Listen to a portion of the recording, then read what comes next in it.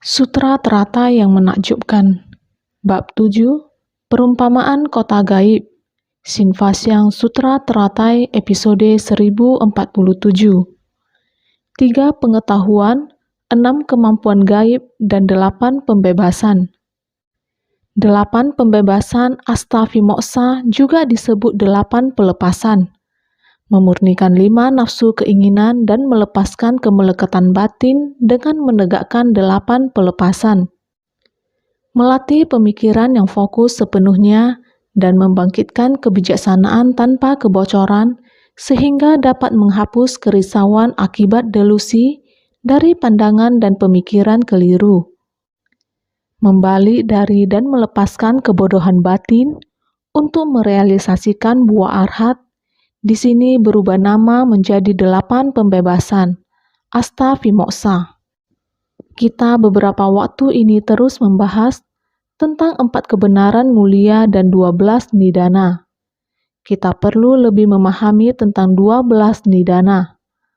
Berawal dari timbulnya sebersit pikiran kegelapan batin, hingga 12 nidana terus saling mengkondisikan sampai pada hingga tua, mati, kekhawatiran, kesedihan, penderitaan, dan kerisauan, terus bertumimbal lahir, terus berada dalam ketidaktahuan.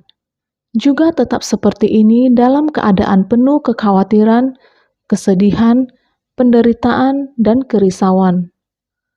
Lahir, usia tua, sakit, dan mati adalah siklus kehidupan yang dilalui manusia. Selama masa kalpa tak terhitung jumlahnya. Untuk masa kalpa yang tak terhitung jumlahnya, seperti ini terus berputar, bertumimbal lahir, menderita atau tidak menderita, benar-benar penderitaan tak tertahankan. Karena masa kalpa yang tak terhingga jumlahnya, kehidupan terus berputar, bertumimbal lahir seperti ini. Kebijaksanaan Buddha dapat memahami menyeluruh tentang samsara. Buddha datang untuk memberitahukan kita bagaimana cara terbebas dari lingkaran samsara. Dari diri sendiri yang tak berdaya terseret oleh karma, hingga bisa melepaskan diri dari seretan karma. Kita bisa menjadi tuan atas segala sesuatu dalam hidup kita, menjadi tuan atas diri sendiri. Artinya diri kita sendiri yang memegang kendali. Tidak lagi dipengaruhi oleh kekuatan karma. Jika kita bisa mengontrol diri sendiri, akan seperti bodhisattva yang datang ke dunia demi menyelamatkan para makhluk. Karena pencerahannya, mereka tidak tega melihat para makhluk menderita. Maksud kedatangan ke dunia adalah untuk menyelamatkan dan membimbing para makhluk. Jika ingin menyelamatkan dan membimbing semua makhluk, harus kembali kepada sifat kesadaran diri sendiri. Jika kita masih memiliki kegelapan batin, selamanya tidak akan dapat mengendalikan diri sendiri. Sifat kesadaran yang murni, maka tujuan utama Sang Buddha datang ke dunia adalah mengedukasi kita bagaimana kembali. Bagaimana melepaskan? Kita tidak dapat mengendalikan kegelapan batin ini. Perlu terlepas dari 12 nidana. Ini dinamakan pintu kembali pada penghapusan. Kembali lagi, di masa lampau terdapat kegelapan batin yang mempengaruhi kita. Saat ini kita harus melenyapkannya. Melenyapkan kondisi ini. Kondisi kegelapan batin di kehidupan kita sehari-hari adalah dalam kegelapan batin. Dengan kondisi kegelapan batin ini menjalani hidup, maka mereka dengan kegelapan batin menjalani hidup, segala sesuatu yang dilakukan, 8 atau 9 dari 10 hal yang dilakukan adalah kesalahan. Konsep dan pola pikir kita pada umumnya adalah salah. Dalam hal ini kehidupan kita dimulai dari kegelapan batin. Dengan kondisi ini mempraktikkan segala kesalahan dalam tindakan kita. Bagaimana agar dapat dikembalikan seperti semula? dimulai dari kekhawatiran, kesedihan, penderitaan, dan kerisauan. Bagaimana dapat kembali untuk menghapusnya? Menghapus proses penjelmaan. Proses penjelmaan harus dihapus karena memiliki nafsu keinginan. Adalah nafsu keinginan karena nafsu keinginan diperoleh dari apa yang telah dirasakan. Demikian selangkah demi selangkah dilenyapkan sampai pada sumber kegelapan batin. Jika kita dapat menghapus kegelapan batin, barulah dapat kembali ke sifat hakiki kita yang murni. Pada saat inilah disebut terbebaskan. 8 pembebasan Ashtavimoksa juga disebut 8 pelepasan. 8 pelepasan. Dalam kehidupan kita sehari-hari, kita selalu mengikuti kelima nafsu keinginan, akar dan objek. Akar adalah mata, telinga, lidah, tubuh, pikiran kita. Akar indera ini bersentuhan dengan objek luar. Objek luar adalah rupa, suara, wewangian, rasa, sentuhan fenomena, dan lain-lain. Pikiran kita yang timbul, ini sudah terkontaminasi, sudah ternodai. Ini adalah para makhluk yang ada di dalam nafsu keinginan. Segala kontak yang kita peroleh dalam kehidupan sehari-hari sudah terkontaminasi. Kita sekarang perlu memahami harus bagaimana melenyapkan sentuhan yang sudah terkontaminasi. Ketika akar indera bersentuhan dengan objek, mulai dari perasaan saat bersentuhan, menimbulkan nafsu keinginan yang terkontaminasi, menciptakan berbagai kekuatan karma dari proses penjelmaan. Dengan demikian, kita terlahir dan mati. Ini sudah ternodai. Ini semua di luar kendali kita sendiri. Setelah kita memahaminya, dalam melatih diri, jangan sampai bersentuhan dengan hal yang sudah terkontaminasi. Melatih diri sangat sederhana. Kehidupan juga sangat sederhana. Masa kehidupan Sang Buddha 3 jubah dan 1 patra sudah cukup. Dengan demikian, sudah bisa melewati seumur hidup. Selama hidup ini, baik-baik melatih diri. Selama hidup ini, jangan bersentuhan dengan hal di luar yang dapat menodai kita. Ini sudah sedang melatih diri. Maka kita memahami 3 alam. 3 alam, nafsu alam keinginan sudah kita kikis habis. Berbagai nafsu keinginan sudah kita lenyapkan. Alam berwujud, alam tidak berwujud. Nafsu keinginan kita sudah melihatnya dengan bersahaja. Maka ini dinamakan memurnikan 5 nafsu keinginan. 5 nafsu keinginan sudah termurnikan. Ini akan dijelaskan lebih terperinci nanti. Melepaskan kemelekatan batin dengan menegakkan 8 pelepasan. Kita harus melepaskan kemelekatan batin ini. Kebodohan batin kita semenjak lahir, keserakahan, kebencian, kebodohan, keangkuhan, keraguan. Inilah yang di dunia. Tabiat buruk yang di luar kendali kita, sekarang kita harus melepaskan semuanya satu persatu. Melepaskan semua kemelekatan terhadap tabiat buruk duniawi. Kita harus bersungguh hati menegakkan 8 pelepasan. Dengan 8 pelepasan, artinya tabiat buruk duniawi ini satu persatu sudah dikikis. Berbalik darinya, membelakanginya. Seperti yang sering dikatakan berlindung. Berlindung di dalam ajaran Buddha berarti berbalik dari hitam kepada putih. Yang diinginkan oleh makhluk awam adalah nafsu keinginan. Sekarang kita sudah memahami.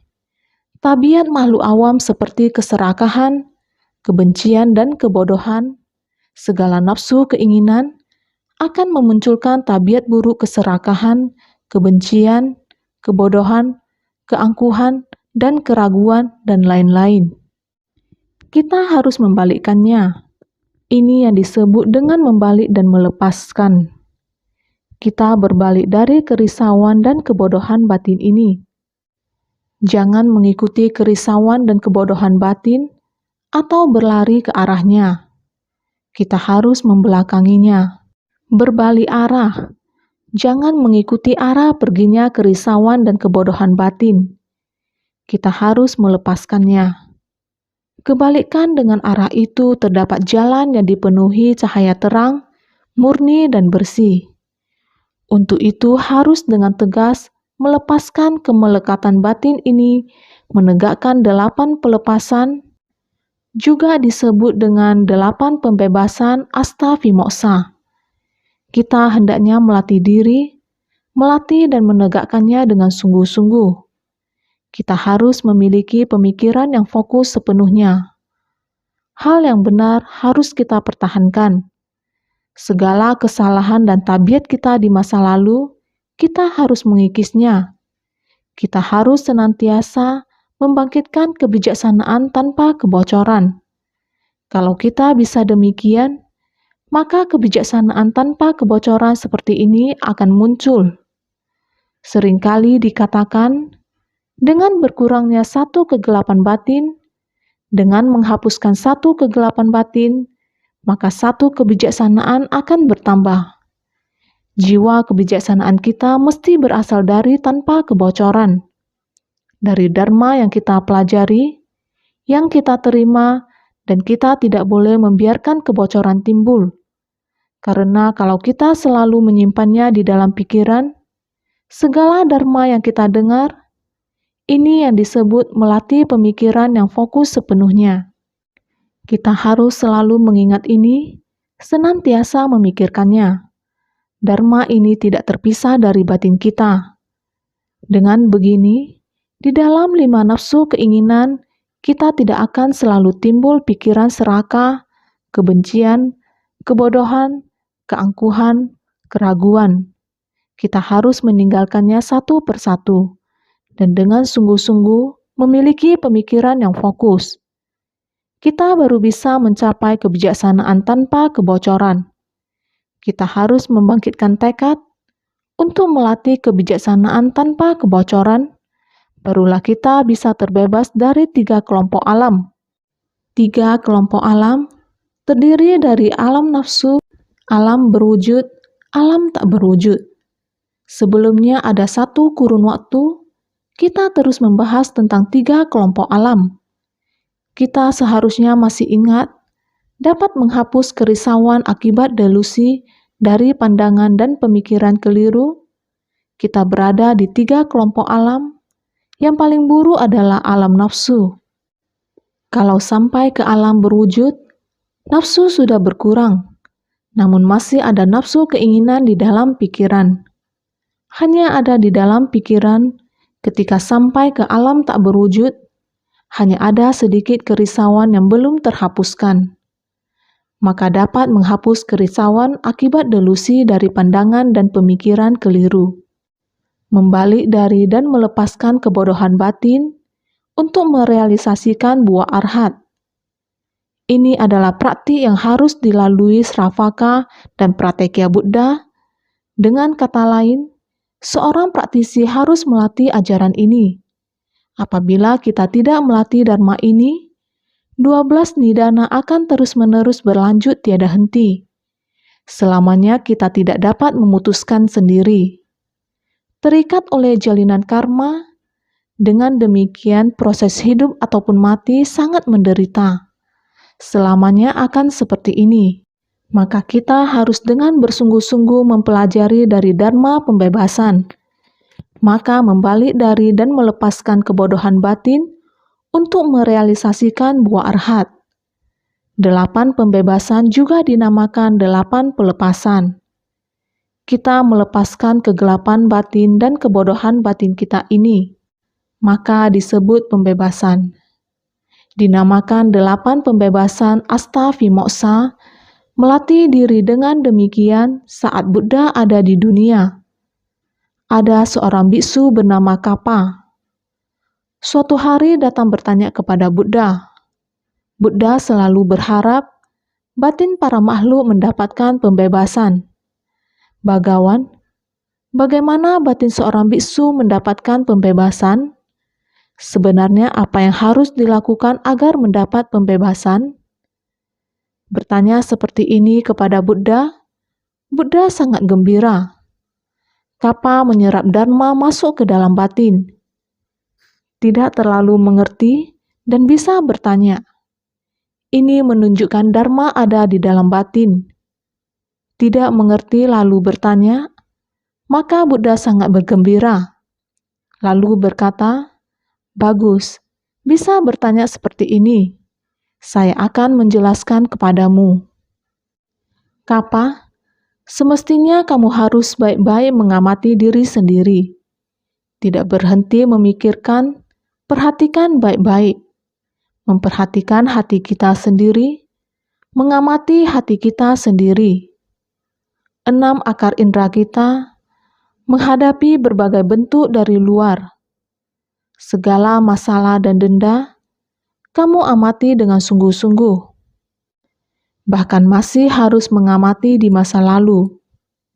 Tidak peduli apakah itu masa lalu, apakah itu masa mendatang, apakah itu masa sekarang, apakah itu dalam hati kita, tubuh kita, kamu harus baik-baik mengamati, sungguh-sungguh memikirkannya.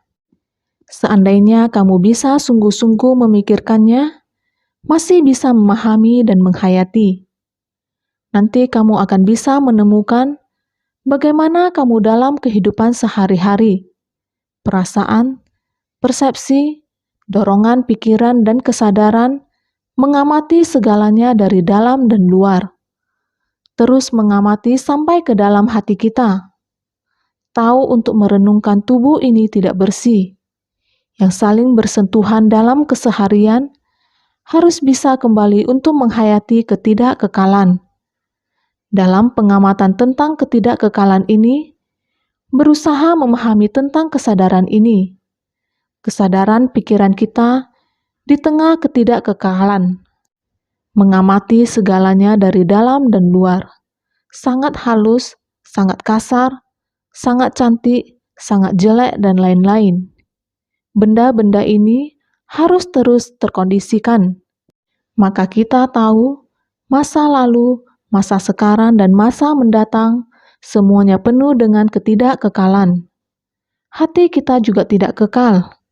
Seperti ini terus terjalin dengan kondisi luar. Kondisi dalam dan luar, yang kasar, yang halus, yang cantik, yang jelek, dan lain-lain, semua ini bukankah adalah ketidakkekalan? Masuk ke dalam kesadaran pikiran, rupa, keinginan, dan lain-lain. Perasaan, persepsi, dorongan pikiran, dan kesadaran semuanya dihayati.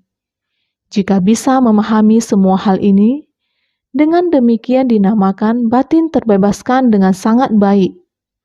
Apakah sudah paham? Sang Buddha memberitahukan semuanya kepada dia. Dalam kehidupan kita sehari-hari, terus mengamati semua kondisi luar, terus sampai pada keadaan batin dan jasmani diri kita, dan sebagainya. Bahkan terus sampai pada kesadaran, sampai berhubungan dengan perasaan dan cinta kasih dan lain-lain. Jika semua hal ini dimengerti, semuanya adalah tidak kekal. Demikian kita menerima semua yang ditimbulkan. Jika Anda sepenuhnya mengerti, ini dinamakan batin terbebaskan dengan sangat baik. Saudara sekalian, apakah batin kita semuanya telah terbebaskan dengan sangat baik? 8 pembebasan hanyalah 8 hal. Apakah kita mengerti? Faktor eksternal 5 nafsu keinginan sebagai bentuk kemelekatan. Apakah kita telah menghilangkannya? Delusi dari pandangan dan pemikiran keliru. Apakah kita telah jelas? Semua ini sangat sederhana. Dan apakah kita dapat mengerti? Sang Buddha memberitahukan pada Kappa bahwa semua objek di dunia dan juga objek pada tubuh dan batin kita, semua ini adalah sama. Selalu ada di kehidupan kita sehari-hari, di mana kita berhubungan dengan kondisi ini. Oleh sebab itu, kita harus senantiasa bersungguh hati. Jika kita dapat memahaminya, barulah kita bisa kembali pada pelenyapan. Melenyapkan pengkondisian, mulai dari kebodohan batin, kita terus mengikuti jalinan jodoh ini sampai tua, sakit, meninggal, dan juga kekhawatiran, kesedihan, penderitaan, kerisauan, tidak bisa dikontrol. Kita terus membawa karma kita pada kelahiran berikutnya. Seperti demikian, lingkaran terus berputar. Bagaimana kita dapat kembali pada penghentian, menghentikan seluruh kebodohan batin dan kerisauan? Kita harus sangat bersungguh hati merenungkannya. Naskah sutra sebelumnya mengatakan demikian. Ketika Buddha membabarkan Dharma ini dalam persamuhan agung dari dewa dan manusia, sebanyak 6 juta koti nayuta manusia, dikarenakan tidak lagi merasakan segala fenomena Dharma, batin memperoleh pembebasan dari segala kebocoran, semuanya memperoleh dhyana yang mendalam dan menakjubkan. Sutra Teratai bab 7, bab perumpamaan kota gaib. Sangat banyak orang, dikarenakan tidak lagi merasakan segala fenomena Dharma, telah berbalik dan melepaskan kegelapan batin. Nafsu keinginan yang telah tercemar, batin memperoleh pembebasan dari segala kebocoran, semuanya memperoleh dhyana yang mendalam dan menakjubkan. Kebocoran, batin telah memperoleh pembebasan dari segala kebocoran. Kebocoran, kekotoran batin dan kegelapan batin ini, semuanya telah memperoleh pembebasan. Sehingga semuanya memperoleh dhyana yang mendalam dan menakjubkan. Kita membaca bagian naskah sutra ini, kita akan lebih jelas tentang 8 pelepasan. Naskah sutra selanjutnya menyampaikan 3 pengetahuan, 6 kemampuan gaib, dan 8 pembebasan. 8 pembebasan adalah 8 pelepasan.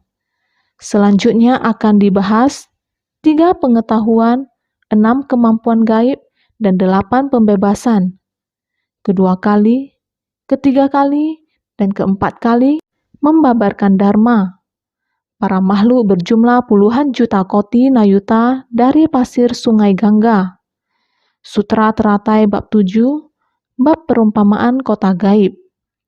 3 pengetahuan, 6 kemampuan gaib, dan 8 pembebasan. 3 pengetahuan, 6 kemampuan gaib adalah kebajikan yang dimiliki oleh para arhat, karena mereka telah melatih diri, melatih segala sesuatu yang di masa lampau, sehingga mendapat 3 pengetahuan dan 6 kemampuan gaib. Apakah masih ingat 3 pengetahuan dan 6 kemampuan gaib? 3 pengetahuan adalah tahu akan kehidupan lampau, tahu dari mata dewa, tahu akan cara melenyapkan segala noda batin. Ini seharusnya semua masih ingat. Dulu, kita terus membahas dan juga telah dijelaskan. Tahu dari mata dewa adalah mengetahui segala kehidupan diri sendiri dan orang lain di masa mendatang. Ini disebut tahu dari mata dewa. Kita seharusnya sudah sangat jelas. Sudah begitu lama mendengarkan Buddha Dharma, seharusnya telah memahaminya. Memahami masa mendatang diri sendiri dan orang lain. Tahu akan kehidupan lampau, karena kita mengetahui apa karma kita di masa lampau, kita datang di kehidupan saat ini. Kita seharusnya jelas, tidak perlu mengeluh. Karma demikian yang kita ciptakan di masa lampau, maka menghasilkan kondisi yang demikian. Jadi kita membawanya di kehidupan saat ini. Apakah nasib baik ataupun nasib buruk? Kehidupan ini harus dilewati dengan penuh kebahagiaan dan leluasa, atau sepanjang hidup melewati dengan penuh penderitaan. Terus-menerus penuh dengan kerisauan. Ini adalah sebab dan kondisi yang kita ciptakan di masa lampau. Kita tahu bagaimana kehidupan di masa lampau, sehingga kita tidak mengeluh di kehidupan saat ini. Di kehidupan ini, kita masih bisa bertemu dengan Sang Buddha, dapat menyerap Buddha Dharma ke dalam batin. Kita telah memahaminya. Semua karma yang kita ciptakan di masa lampau, kita harus melenyapkannya secara tuntas. Semoga mampu mengikis habis 3 rintangan dan segala noda batin. Semua yang dilakukan di masa lampau menjadi rintangan saat ini. Kita harus benar-benar bersungguh hati. Ada hutang harus membayar hutang. Orang lain merintangi kita harus menggunakan sikap yang bagaimana dalam melatih diri untuk membayarnya kembali. Ada orang memperlakukan kita sedemikian. Bolehkah kita membanggakan diri? Ada Buddha Dharma di samping kita? Apakah kita masih ada keraguan? Kita sudah tahu jangan ada keserakahan, kebencian, dan kebodohan. Hati kita yang angkuh dan sombong. Masih bolehkah kita menyimpannya? Orang lain tidak puas terhadap kita karena kita terlalu angkuh, terlalu sombong. Kita sendiri juga harus melepaskan ego kita. Bagaimana caranya harus menjalin jodoh baik dengan orang? Kita selalu membahas keserakahan, kebencian, dan kebodohan. Sudah tahu, namun kesombongan dan keangkuhan selalu muncul tanpa kita ketahui dan sadari. Terkadang kita bicara dengan orang tanpa segan sedikit pun. Menggunakan kata-kata dan bahasa yang buruk, kita dalam melatih diri bukankah harus menggunakan kata-kata yang lembut dan bajik? Kita senantiasa tidak memperhatikan hal ini, sehingga sikap dan nada bicara kita selalu menyinggung orang lain, yang menjadi jodoh buruk antara sesama. Ini terjadi tanpa kita ketahui dan sadari. Ini karena mata batin kita tidak mengerti. Masih ada kegelapan batin. Tahu dari mata dewa adalah mata batin. Mata batin dan pandangan kita sendiri. Masih belum jelas terhadap diri sendiri, juga tidak jelas terhadap orang lain. Orang lain memiliki tabiat buruk, kita sendiri juga memiliki tabiat buruk. Orang lain memilih untuk tidak melatih diri, kita harus tetap melatih diri. Maka kita harus memahami diri sendiri dan orang lain. Memahami orang lain diperlakukan pemahaman terhadap diri sendiri karena kita adalah praktisi. Oleh itu, kita harus memahami diri sendiri, kita juga harus memahami orang lain. Tabiat buruk orang lain seperti demikian. Kita adalah praktisi.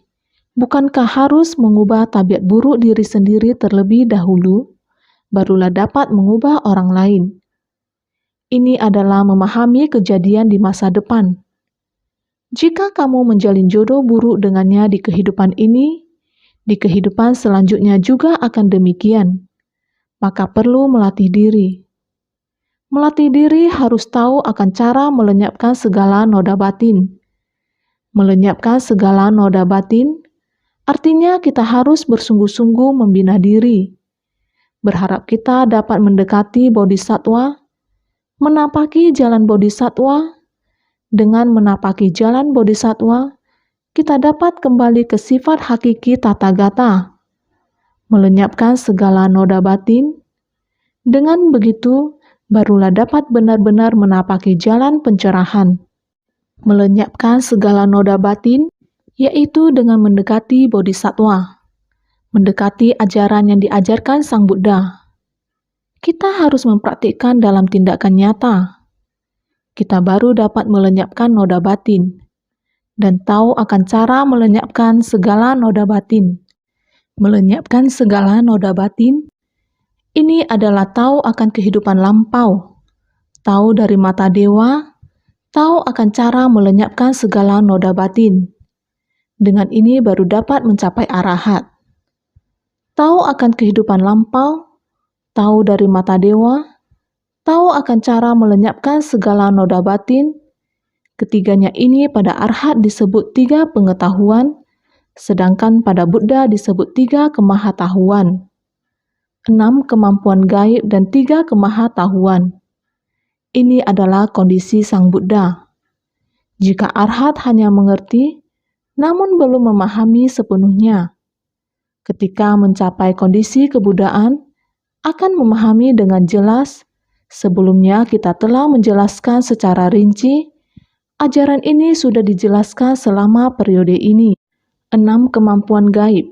Kemampuan gaib yang didapatkan oleh para makhluk suci dari 3 kendaraan terdiri atas mata dewa, telinga dewa, dapat membaca atau mengetahui pikiran orang lain, mampu mengetahui kehidupan-kehidupan lampau dari diri sendiri dan makhluk lain.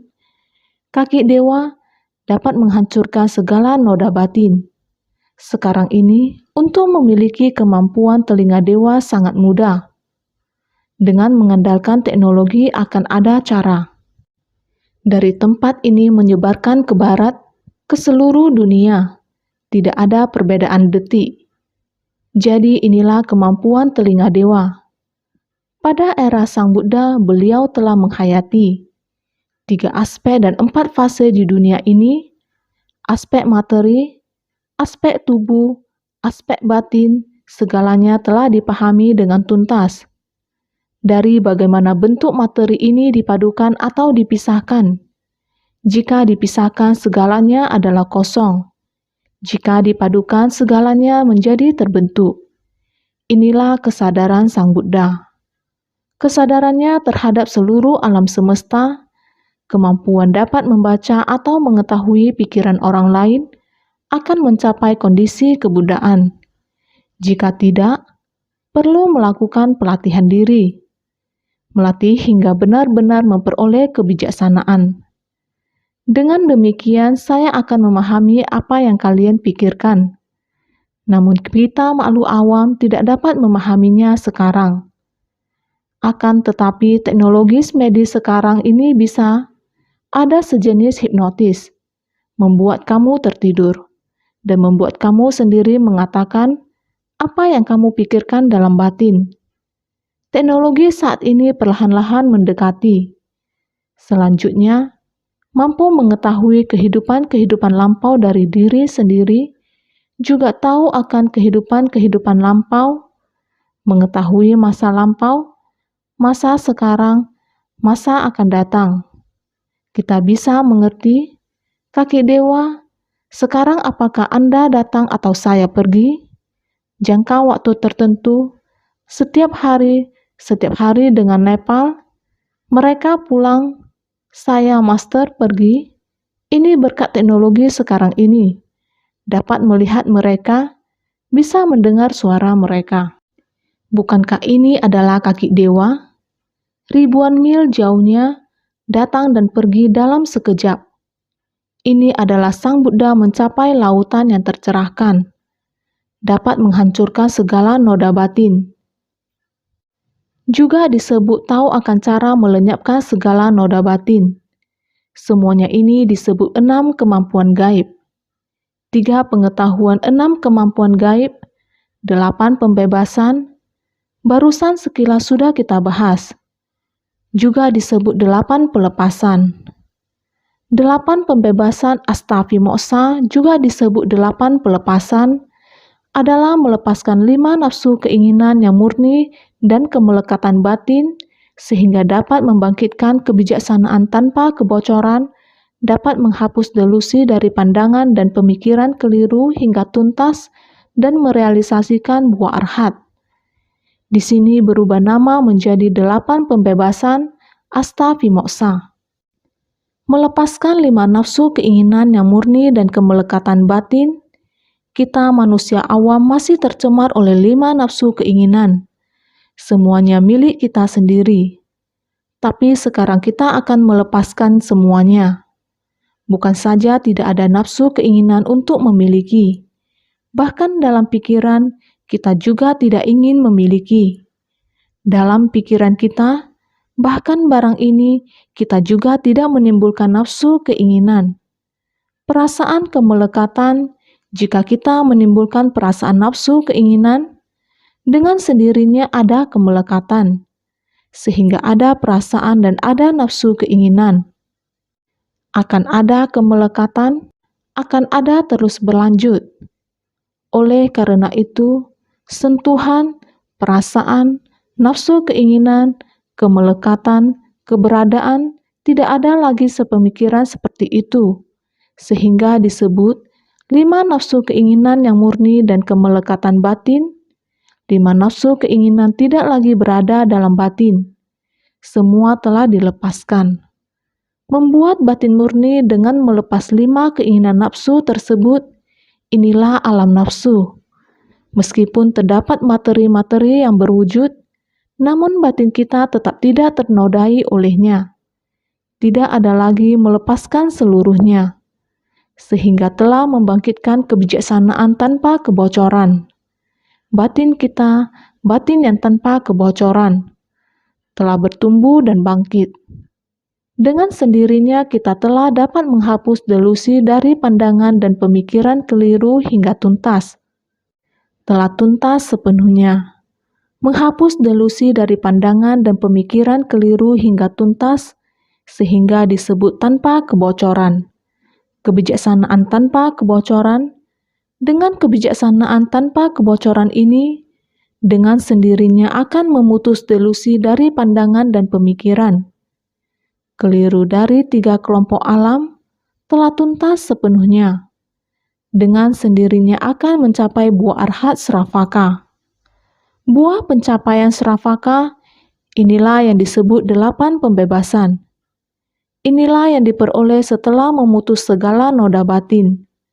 Memperoleh pembebasan, sekali lagi menjelaskan, memurnikan 5 nafsu keinginan, maksudnya adalah apabila bentuk, suara, bebauan, rasa, sentuhan yang ada di alam nafsu keinginan yang kasar, sekali dikatakan kita sudah mengerti. Kamu serakah terhadap bentuk. Melihat sesuatu saja pasti langsung ingin mendapatkannya. Mencium bau yang enak langsung timbul nafsu di mulut. Ingin memakannya. Semua ini adalah hal yang sangat kasar. Semua makhluk awam yang berada di alam nafsu, nafsu keinginan ini adalah kasar dan rendahan. Kita sudah pernah bahas tentang perumpamaan anak miskin. Sesepuh melepaskan mutiara, untaian kalung keyura, dan permata berharganya. Kemudian mengenakan pakaian kotor dan pergi mendekati anaknya. Artinya, objek yang dipersepsi Buddha ketika beliau kembali ke alam manusia seperti ini, dia akan menjalani kehidupan yang sama dengan dunia manusia. Di dunia manusia juga ada 5 nafsu keinginan. Anak malang ini juga tamak dalam 5 nafsu keinginan. Sang ayah hanya ingin menemukan anak itu kembali, yaitu harus bersama-sama anaknya berjalan di jalan yang sama, baru dapat menemukannya kembali. Prinsip kebenaran yang sama, oleh karena itu, 5 nafsu indrawi, rupa, suara, bebauan, rasa, dan sentuhan, semuanya adalah 5 nafsu keinginan yang kasar dan rendahan, maka dinamakan tidak murni. Di dunia manusia, 5 nafsu keinginan ini adalah tidak murni. Memurnikan 5 nafsu keinginan pada alam nafsu, bentuk, suara, bebauan, rasa, dan sentuhan dinamakan 5 nafsu keinginan yang kasar dan rendahan, tidak murni.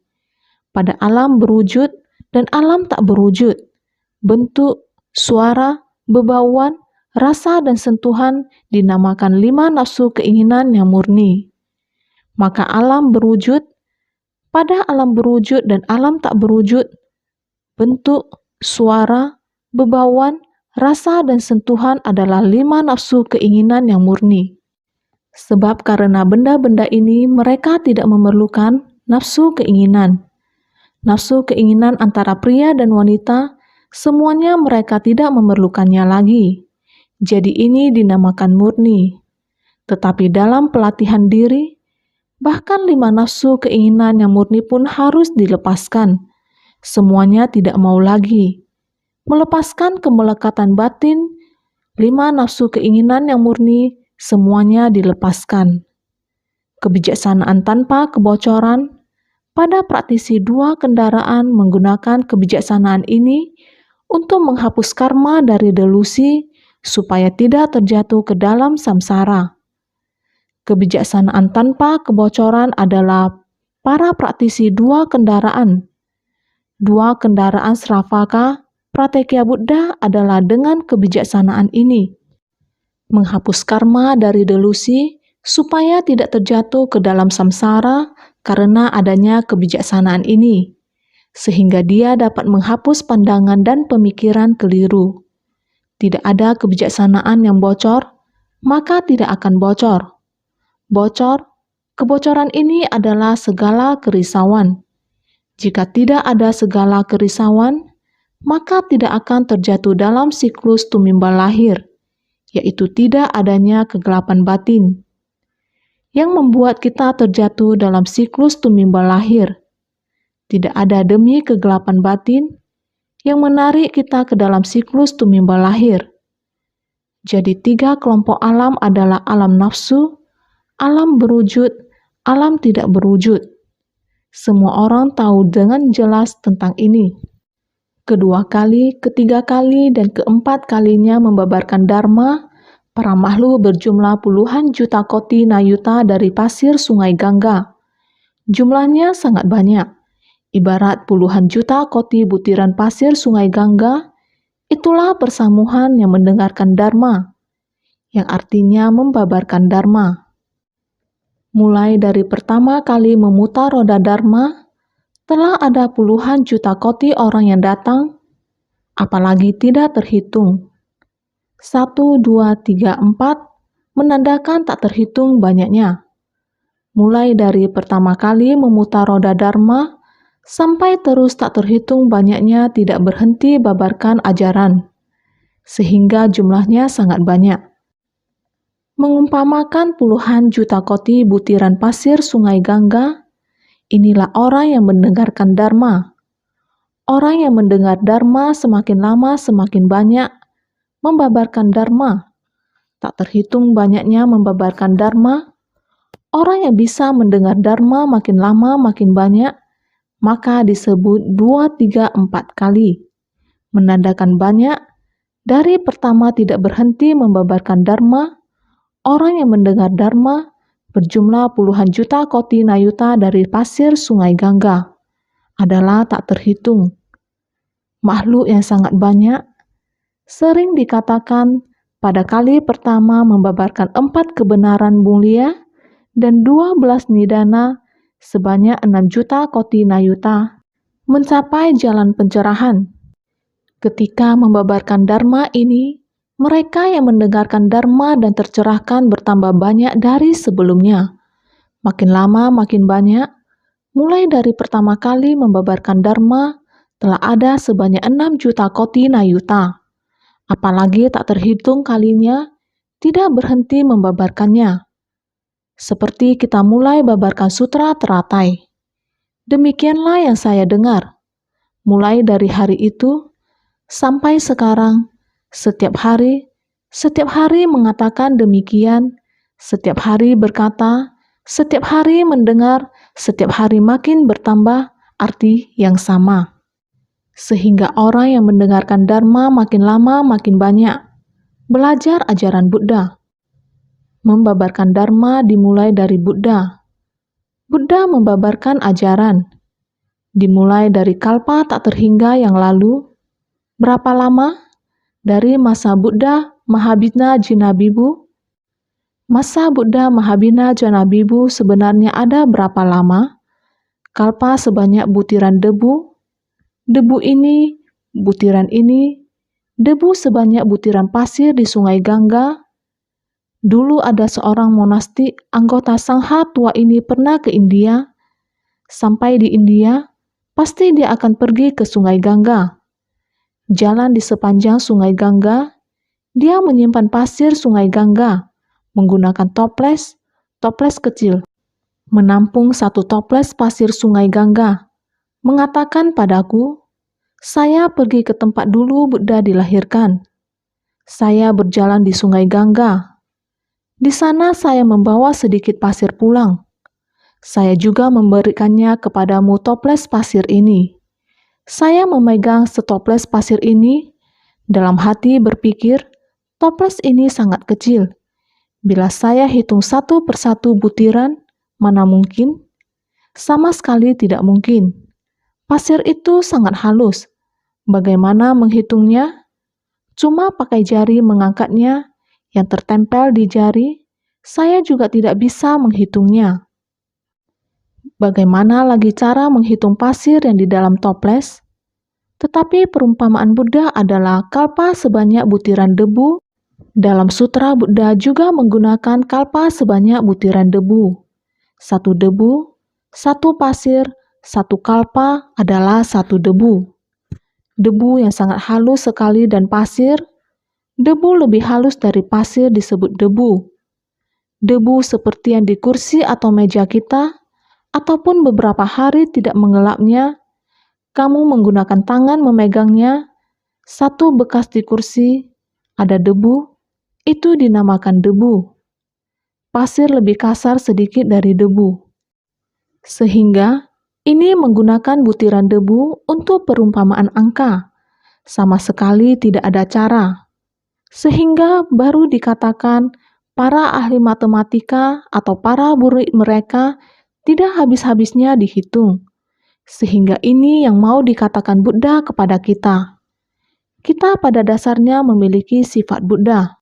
Dari kalpa tak terhingga, kalpa sebanyak butiran debu yang lalu, sifat Buddha Mahabina Janabibu ini pada dasarnya dimiliki setiap orang. Setiap orang dengan Buddha Mahabina Janabibu, Buddha Mahabina Janabibu mampu terhubung dengan kita manusia awam. Batin manusia awam dapat terhubung dengan batin Buddha Mahabina Janabibu. Hati Buddha dan hati makhluk tiada beda. Dharma yang begitu banyak, dari mana kita akan mulai belajar?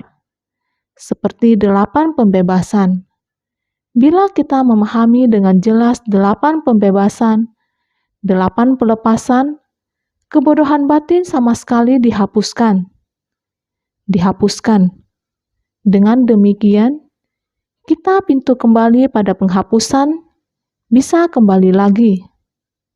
Pada sifat Buddha yang murni, bila kita bersungguh hati, melatih diri ada pada keseharian kita, tidak ada yang sulit.